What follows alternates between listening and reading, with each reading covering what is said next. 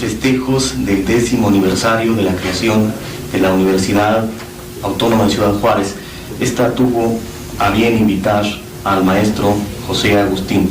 El maestro José Agustín es uno de los máximos exponentes de la nueva novela mexicana.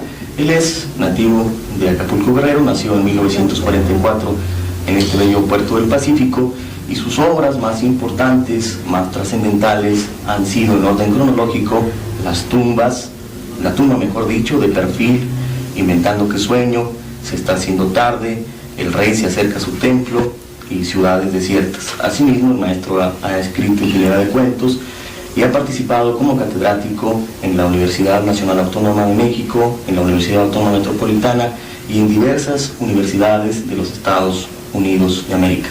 Para charlar con el maestro José Agustín, de lo cual nos sentimos muy honrados que esté con nosotros, se encuentran el ingeniero José Lozano Franco, catedrático de la Escuela de Ciencias de la Comunicación de nuestra universidad, y el profesor Juan Holguín, quien es presidente de la Academia de Lenguas y Artes de nuestra máxima casa de estudios. Maestro José Agustín, bienvenido. Maestros, adelante. Queremos aprovechar la presencia del conocido escritor José Agustín en Ciudad Juárez para establecer esta pequeña charla sobre literatura. Y en particular queríamos oírlo comentar esa incorporación que se ha hecho del lenguaje cotidiano en la narrativa trascendente. Bueno, yo creo que fue algo que tuvo lugar en realidad ya con fuerza y definitivamente en la década de los 60, pero ya había antecedentes muy notables, ¿no? En realidad creo yo que desde Mariano Azuela se ve el intento de tratar de recoger las hablas populares con una dignidad literaria extraordinaria. Después estuvo el caso de Rubén Salazar Mayén, que en los años 30 publicó su famosa novela Cariátide. Causó tal escándalo el uso de las supuestas malas palabras que hubo un juicio en contra de Salazar Mayén y en contra de la revista que lo editaba, ¿no? Que le dirigía entonces Jorge Cuesta, y revueltas también. A partir de los años 40 y 50 se empezó a introducir el lenguaje coloquial, y el que le dio un impulso muy muy grande creo yo que fue Vicente Leñero en el año de 1963 con su novela Los albañiles. Sin embargo, creo que hasta la aparición de la novela juvenil en los 60, en realidad a partir de Gustavo Sáenz, de mis propios libros, de René Avilés Favila en el 67, ya se incorporó definitivamente el empleo coloquial, y la recreación y la reinvención y el aprecio profundo a las maneras de expresión de los jóvenes y del pueblo en general. Esto antes era visto, yo creo que de una forma pues muy peyorativa. La gente pensaba que para hacer buena literatura había que utilizar un lenguaje de frac, de manual de buen comportamiento, y que todo aquello que se acercara a la realidad no servía, era muy vulgar. Y entonces yo creo que tiene una enorme significación el hecho de que la literatura baje a las bases del pueblo, se nutra directamente del lenguaje más dinámico, más cambiante y más rico, y lo incorpore a la dignidad literaria. Creo que en eso nosotros llevamos una gran ventaja, aunque es un fenómeno de todo el mundo, ¿no? Ese lenguaje, la realidad humana más importante, motivo por el cual nos sentimos halagados en presenciar esta charla, en participar en ella, y manifestamos una inquietud que quisiéramos que el maestro José Agustín desahogara en cuanto a la insistencia de la nueva novela mexicana, en cuanto a su aportación real y, por qué no decirlo, a su operatividad. Para iniciar, podríamos pedirle que nos hiciera una especie de calendario en cuanto a la nueva novela mexicana, la que ya dispone de un nuevo marco para nuestros jóvenes mexicanos y por ende latinoamericanos. Bueno, yo creo que realmente el punto de ruptura tiene lugar en el año de 1965, aunque claro, siempre hay antecedentes previos, pero en realidad en el 65 se publican dos obras que para mí son definitivas. Una es Gazapo de Gustavo Sáenz y otra es Farabeuf de Salvador Elizondo. Las dos son un punto de ruptura tremendo, aunque Farabeuf se inscribe más en la tónica más literaria, más avalada, más ortodoxa, menos riesgosa en cierto sentido. las preocupaciones, la temática y la manera de escribir y la experimentación dejan muy atrás todo el mundo literario que se conocía, todo lo que eran las obras de la generación de los 30, de García Ponce, de Juan Vicente Melo y de los anteriores.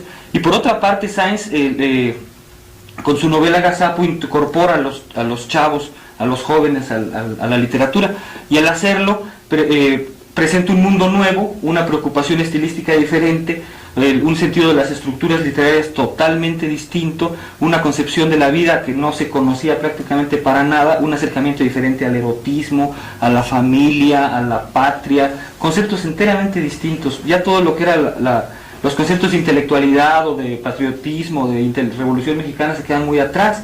Entonces yo creo que estos dos libros son bien claves. A partir de allí se empiezan a surgir una cantidad de escritores que, en especial en la década de los 70, llega a tener una abundancia enorme que no cede hasta nuestros días. Creo que ahorita México cuenta con una de las literaturas más saludables en todo el mundo y además con una base muy, muy sólida.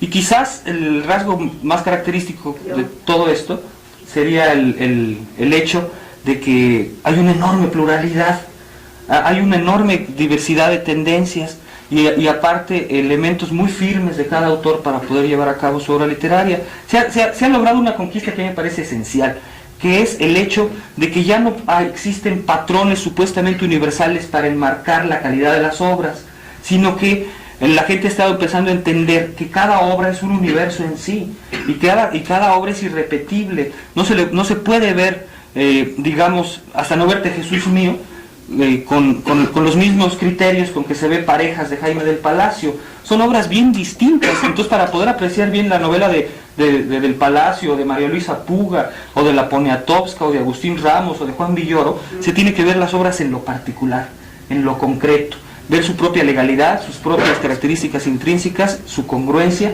y cómo está llevado a cabo su calidad.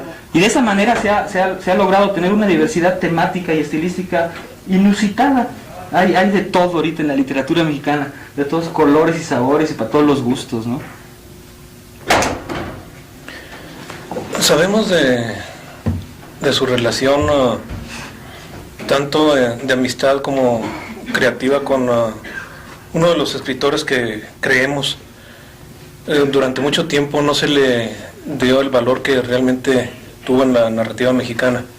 Y no solamente en el aspecto de la novela, sino en cine, en teatro. Me refiero a José Revueltas.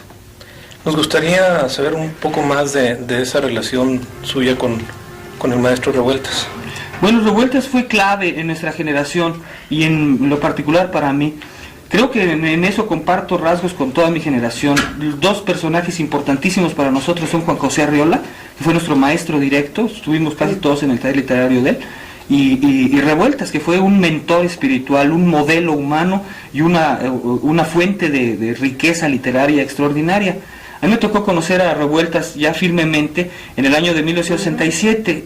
En aquella época, como usted decía, había una verdadera subestimación a la obra de Revueltas. Los grupos en el poder, el establishment cultural mexicano, lo tenían totalmente marginado y había una actitud horriblemente reduccionista hacia la obra de Revueltas.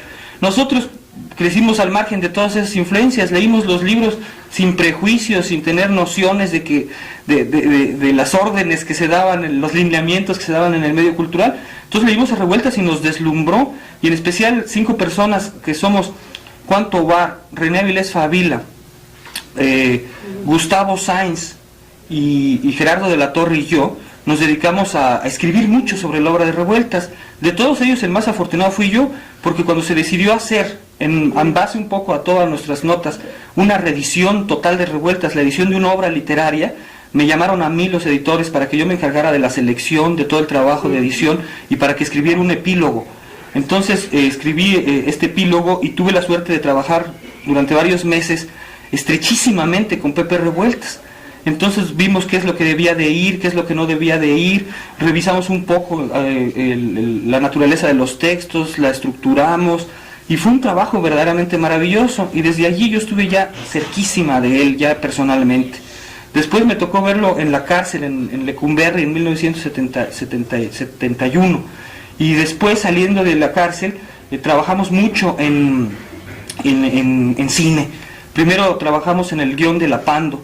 El guión de La Pando, él hizo la base estructural y yo me encargué de la parte concreta de la adaptación, pero nos veíamos todas las semanas con el director Felipe Casals y con Berta Navarro, que era la productora.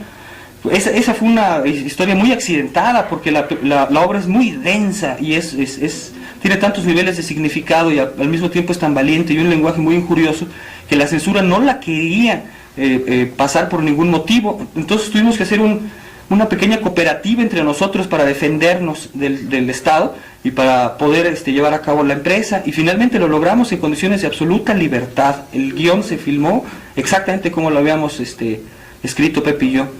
Y poco antes de que se muriera estábamos trabajando en la adaptación de su novela magistral Los Errores. Paul Leduc estaba muy interesado en filmarla, y Revueltas estaba también encantado con la idea.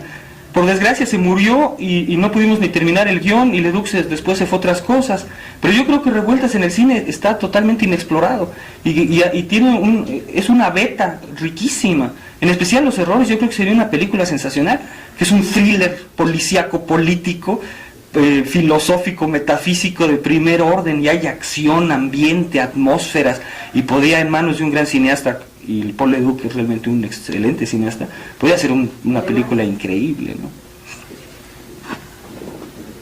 Para la comprensión, para el entendimiento del pueblo, para que se establezca en el código o en la lengua, quisiéramos saber de usted la razón por la cual considera al coloquio, esto es a la expresión coloquial, como mera señal natural para la comunicación de la literatura, en este caso de la novela. Su impresión al respecto. Bueno, yo creo que de veras los conceptos de que la literatura no debía de bajar a los niveles populares eran por todos lados equivocados, rígidos, y asfixiaban la literatura. Yo creo que en realidad las fuentes de veras que dinamizan el lenguaje siempre están en las capas populares. No hay más que pensar, por ejemplo, en el viejo latín. El latín se hizo un latín culto, un latín literario, y este latín se asfixió. Y en cambio el latín popular, el latín que era despreciado por los altos intelectuales, pues nada menos es el padre de todas nuestras lenguas. Fue el que sobrevivió y el que nos está haciendo hablar en estos momentos a una enormidad de pueblos. Sin embargo, yo creo que muchos intelectuales en verdad, en el fondo, pecan de clasismo. Le tienen una falta de respeto increíble a la realidad y al pueblo en especial. Piensan que todo lo que está cercano a la realidad es vulgar. Y es porque, ahora sí que como dice el viejo lugar común, les encanta treparse a su torre de marfil y pues considerar que ellos son infinitamente superiores, y piensan que no se debe de tender una mano hacia el lector. Yo en eso tengo un serio desacuerdo. Yo pienso que uno debe de escribir según las necesidades más inherentes, sin hacer concesiones al lector, porque tampoco se debe de hacer una literatura que sea pasto aparente de consumo. No se puede además encontrar una fórmula para decir, le voy a hablar en determinado lenguaje a la gente para que me entienda. Los niveles de lenguaje son variadísimos y muy complejos, pero sí se debe de establecer un puente de relación. Los escritores no se pueden ir tan arriba, ¿verdad?, que nadie pueda escalar a ellos, o que para escalar a ellos les cueste trabajo como subir al Everest. Yo creo que uno debe de buscar un punto intermedio en el cual, sin traicionarse uno mismo, sin regalarse a la gente, uno establezca el puente de comunicación. Y una manera excelente para hacerlo es el lenguaje coloquial, el lenguaje que todos hablamos, que todos entendemos. A la larga, las hablas muy refinadas para mí son verdaderas jergas, son maneras de expresión que utilizan determinados sectores para demostrar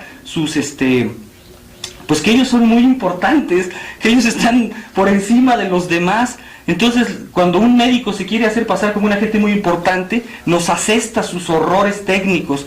Cuando un técnico en cualquier especialidad se quiere pasar como una gente también muy importante, saca su jerga técnica. Cuando los psicólogos, en especial los conductistas, que han verdaderamente deformado el lenguaje de una forma horrible, también tratan de demostrar que ellos son los meros, entonces también utilizan su jerga. Y en la literatura también hay un lenguaje supuestamente literario que muchas personas, para mí realmente retrofechadas, siguen pensando que es la única manera válida de hacer literatura. Si no se escribe en un lenguaje que encubra una gran pedantería, que esté cargado de citas literarias y de términos domingueros, para decirlo con una expresión popular, piensan que no es buena literatura. Entonces, la aparición de nuestros libros en los años 60 causó una verdadera conmoción y un gran escándalo, porque ni siquiera nos querían dar el valor de riqueza literaria. Decían, por ejemplo, de mis libros, que yo lo que hacía era una familia burrón con tapas, cosa que por otro lado me enorgullecía mucho, porque a mí me encanta la familia burrón y la leo desde siempre y la seguiré leyendo. Pero, hombre, implicaba una actitud peyorativa, despreciativa hacia una fuente de cultura popular tan rica como es la de Gabriel Vargas y a las expresiones populares. Y creo que ahora con el tiempo la gente ya se ha habituado, ¿verdad?, a que el lenguaje coloquial en todas sus diversas manifestaciones se emplee. Y hay obras que lo hacen magistralmente. Citaría, por ejemplo, Hasta no verte, Jesús mío, de Elena Poniatowska, que es delicioso libro, ¿no? Y en fin, una enorme cantidad de libros que se han venido escribiendo utilizando el lenguaje coloquial o entremezclándolo, el lenguaje coloquial y lenguaje más culto, entre comillas, ¿no? Es indudable que la producción artística en general, y en particular la literatura, pues responden a un determinado momento histórico, una realidad. Y también es innegable que nuestra realidad, la realidad de México, en una forma o en otra, tiene enormes puntos de contacto con la realidad latinoamericana. Mi pregunta va hacia este lado. En el resto de América Latina, ¿en dónde se ha manifestado algo que tenga algún paralelo con esta literatura nueva mexicana? Bueno, yo creo que los paralelos existen en realidad desde los años 40. Se pueden establecer ya relaciones entre autores como Carpentier, Juan Rulfo, José Revueltas, Juan José Arriola, Asturias, Borges. Desde entonces empieza a existir como una riqueza colectiva de la cual todos abrevamos. Por ejemplo, José Donoso, en su libro personal del boom, plantea que en Chile, en Santiago de Chile, para él era de una importancia extraordinaria poder de repente conseguir un ejemplar de Pedro Páramo. Sentía que se estaba generando una especie de hermandad latinoamericana y una riqueza mutua. Y yo estoy de acuerdo. Para mí en los años 60, ¿verdad?, cuando llegó Rayuela de Cortázar, por ejemplo, o Tres Tristes Tigres de Cabrera Infante, fue un acontecimiento y las relaciones de afinidad eran enormes. El boom en eso fue definitivo, nos dio una conciencia latinoamericana que se estaba perdiendo desde las épocas de Bolívar. En verdad el boom estableció una gran república latinoamericana y García Márquez, Vargas Llosa, Pepe Donoso, Cortázar, Fuentes son patrimonio común latinoamericano. Ahora, yo creo que los puntos de contacto cada vez están más estrechados. En cierta literatura muy intelectual, supuestamente refinada, hay corrientes en toda latinoamericana. Por ejemplo, Salvador Elizondo está muy emparentado con Severo Sarduy en Cuba, y ellos dos a su vez con autores argentinos como Cortázar en cierto sentido, o los que manejamos ciertos estratos populares y de un mayor realismo. Tenemos puntos de contacto con el chileno Antonio Skármeta, con argentinos como Manuel Puig, con gente como la Poniatowska y Leñero aquí en México, Sainz, y otro tipo de autores que existen, o los que tienen una conciencia política como Benedetti, ¿verdad?, se acercan a la literatura de Revueltas, o a la literatura de Gerardo de la Torre, o a la de Elena Poniatowska. En fin, yo creo que en literatura latinoamericana ahorita existen unos profundos vasos comunicantes, y estos vasos comunicantes nos estrechan cada vez más, nos dan una identidad común y nos hacen erigir parapetos importantísimos para no ser avasallados por la cultura francesa, por una parte, que aunque parece que ya no estamos tan afrancesados, los intelectuales siguen persinándose ante la embajada francesa todo el tiempo, y por otra parte ante la cultura gringa, que es una fuente de formación y de perversión de las culturas latinoamericanas. Eso no quiere decir, por supuesto, que nos cerremos estas importantísimas fuentes culturales, ¿no? Pero cuando menos establecemos una relación con nuestros vecinos y sabemos ellos son de determinada manera y nosotros somos de esta. Si nosotros aprendemos de ellos deberían también de aprender de nosotros, ¿no? Sí, en cuanto a la novelística, ¿podría usted decirnos, aparte de las obras de José Agustín, qué novela considera usted un monumento o la mejor novela del habla castellana, del habla de nuestra, es más, de nuestra Indoamérica. ¿De todos los tiempos? Sí, de todos los, no, de nuestros días, de nuestros años. ¿Qué consideras? Si se puede incluir ahí a Guimarães Rosas, si se puede incluir a las personalidades de Brasil, o en fin, con qué novela resultaría usted, por decir algo, en su bolsillo?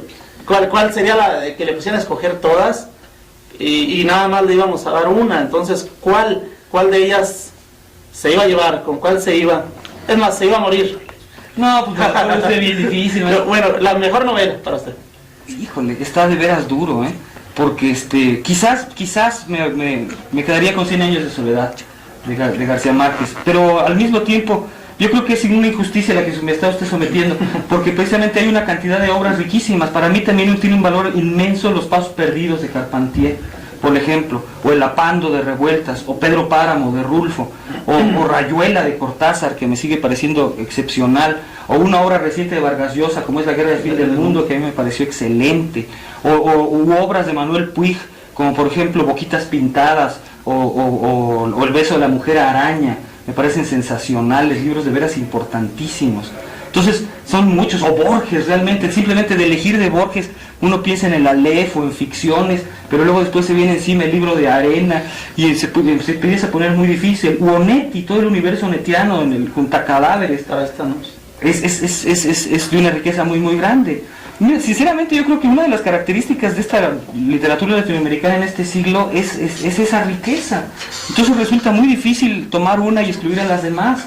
Yo creo que habría que tomar un paquete grande. Maestro José Agustín, una faceta suya que es muy importante, y variando un poco de tema, es su intervención y sus experiencias dentro de la televisión. Sí.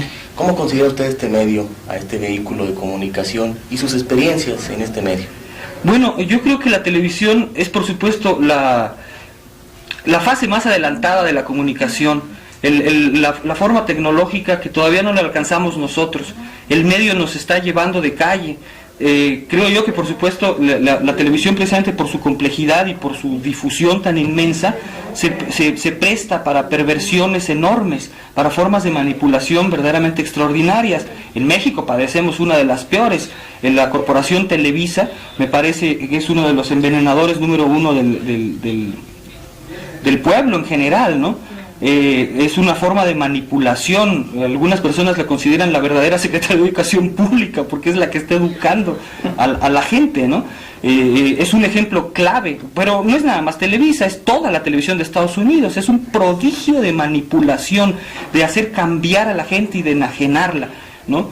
Por otra parte, la pobre tele no tiene la culpa de lo que nosotros hacemos con ella. Creo que nosotros podríamos utilizarla con una creatividad extraordinaria, y de veras todavía, aunque ha habido gente que ha penetrado a fondo en las capacidades expresivas de la televisión, todavía nos falta mucho. Todavía no podemos emplear tan a fondo. Es normal, es un medio realmente nuevo todavía, ¿no? Son 30 años de televisión, un poco más apenas. El cine, que ha dado obras maestras, también es muy joven, y sin embargo le lleva a la televisión 50, 60 años más. Entonces, yo creo que conforme nosotros maduremos, podremos emplear mucho mejor este medio, que es riquísimo.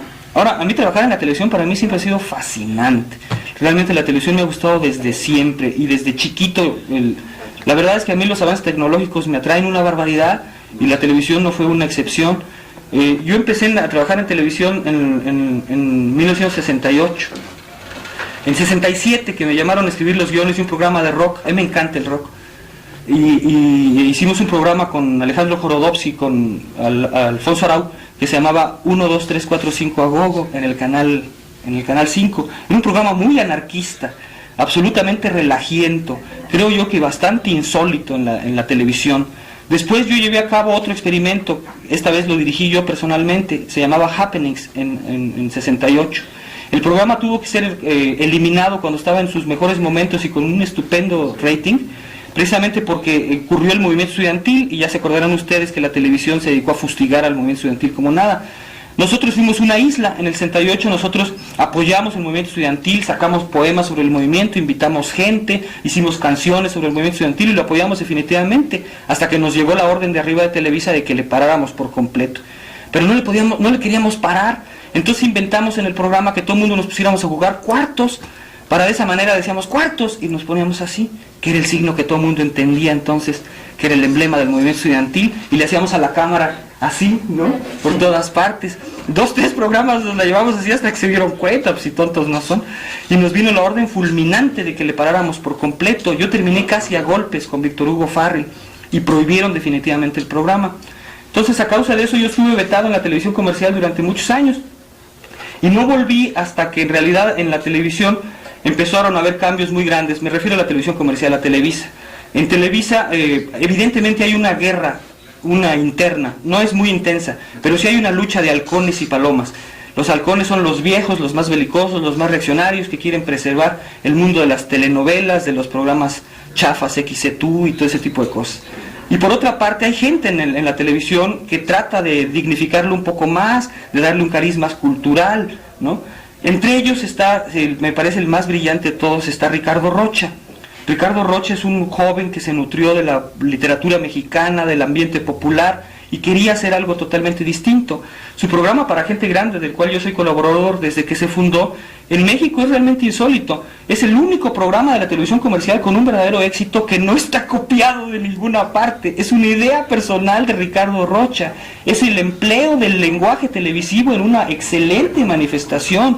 Las formas más audaces y innovadoras las ha dado Rocha. Entrevistas de media hora hechas con una gran amenidad, juego de efectos técnicos, ¿no? De repente empiezan a solarizar las imágenes, a buscar efectos estéticos, un sentido del ritmo y de la edición excelente que él aprendió del lenguaje periodístico en la televisión, porque él era periodista de televisión. La idea de crear una especie de cuerpo de editorialistas que hablara de temas accesibles pero con una mayor profundidad, y el empleo de la libertad. Sinceramente, aunque yo he tenido algunas limitaciones en Para Gente Grande, siempre he disfrutado de no solamente de un respeto, sino de una libertad enorme para expresar lo que yo he querido, y creo que he dicho cosas allí que no se han dicho en la televisión en ninguna otra parte, no nada más yo, el programa en sí, ¿no? Y eso creo que cuenta mucho para el éxito que ha tenido el programa, realmente que sea una cosa honesta, talentosa, hecha con un gran entusiasmo.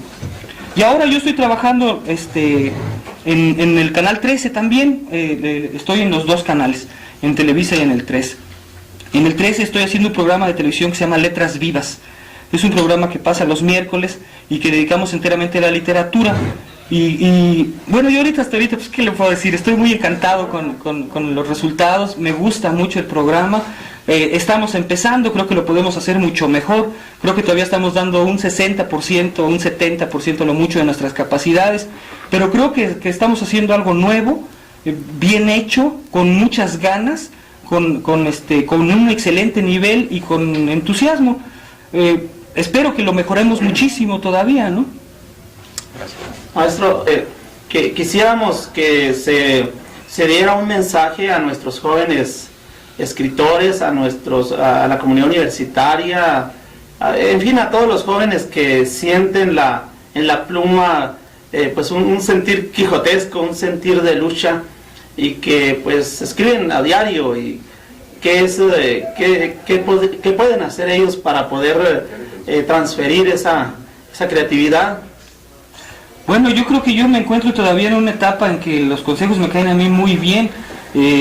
Siento que soy un aprendiz de la literatura, entonces no tengo una gran autoridad para aventar rollos, pero dentro de mi experiencia lo que yo siento que es fundamental para el que en verdad quiere escribir, primero es leer muchísimo, realmente leer mucho y leer de todo, leer desde las obras clásicas hasta lo más reciente, y no cerrarse a determinados estilos.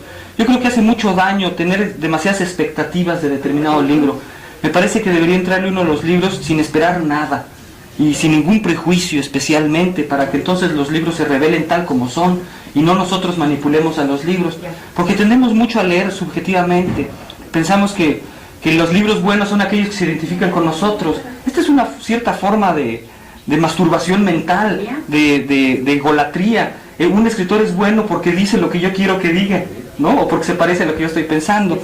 Yo creo que lo que nos enriquece más es precisamente lo que dicen los que no piensan como nosotros, los que tienen una naturaleza distinta que la nuestra, porque esa es la que nos complementa y nos enriquece.